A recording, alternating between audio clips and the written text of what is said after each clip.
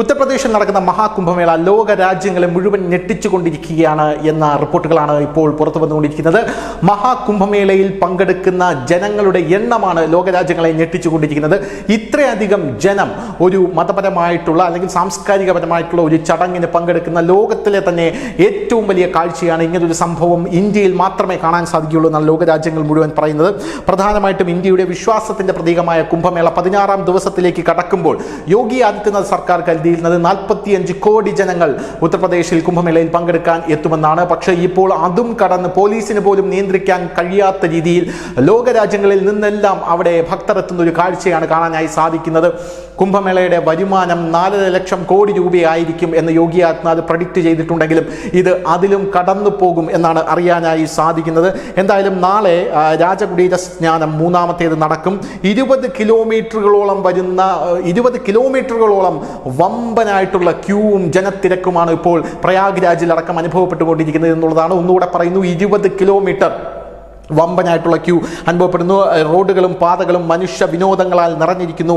Police സ്ഥാപിച്ച ബാരിക്കേഡുകൾ പോലും തകർത്തുകൊണ്ടാണ് ഭക്തർ മുന്നോട്ട് പോകുന്നത് എന്ന റിപ്പോർട്ടുകളാണ് പുറത്തു വന്നുകൊണ്ടിരിക്കുന്നത്. ഭക്തജന തിരക്ക് കാരണം വാഹനങ്ങൾ പാർക്ക് ചെയ്യാൻ കഴിയുന്ന സ്ഥലത്ത് നിന്നും സ്ഥലത്ത് പോലും ഇപ്പോൾ യാതൊരുവിധ വലിയ പ്രതിസന്ധി രൂപപ്പെട്ടിരിക്കുന്നു.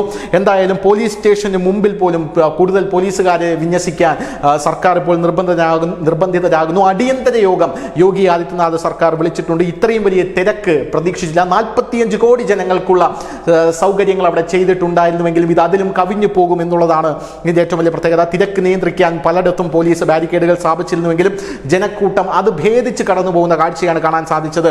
സംഗമഭൂമി മുതൽ 20 കിലോമീറ്റർ വരെ ഭൂമി റോഡിൽ സ്തംഭനാവസ്ഥയാണ് കാണാൻ സാധിക്കുന്നത് എന്ന സുപ്രധാനമായിട്ടുള്ള റിപ്പോർട്ടുകളാണ് പുറത്തു വരുന്നത്. സുരക്ഷാ ഉദ്യോഗസ്ഥരുടെ അടിയന്തര യോഗം ഇതേ തുടർന്ന് വിളിച്ചിരിക്കുകയാണ്.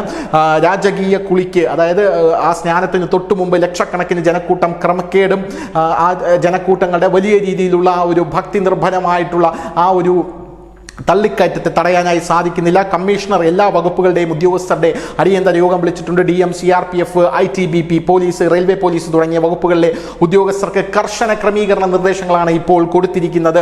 യുദ്ധകാല അടിസ്ഥാനത്തിലാണ് കാര്യങ്ങൾ നീക്കുന്നത് എന്നുള്ളതാണ്. AI ക്യാമറകൾ ഉപയോഗിച്ച് ഭക്തരുടെ സുരക്ഷയടക്കം നിരീക്ഷിക്കുന്ന കാര്യങ്ങൾ ഇപ്പോൾ വർദ്ധിപ്പിച്ചുകൊണ്ടിരിക്കുന്നു അറിയാൻ സാധിക്കുന്നു. ആർട്ടിഫിഷ്യൽ ഇന്റലിജൻസിന്റെ സഹായമാണ് ഇതിന് തേടിക്കൊണ്ടിരിക്കുന്നത്.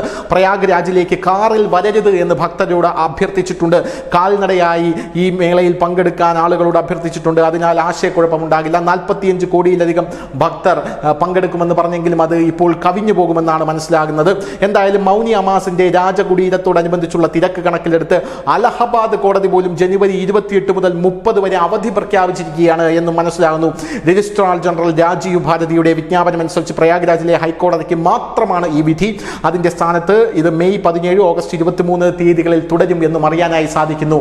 ഉത്തർപ്രദേശിലെ കുംഭമേള, പ്രയാഗ്രാജിലെ കുംഭമേള ലോക രാജ്യങ്ങളെ മുഴുവൻ ഞെട്ടിച്ചുകൊണ്ട് മുന്നേറുകയാണ്. News desk, news India Malayalam.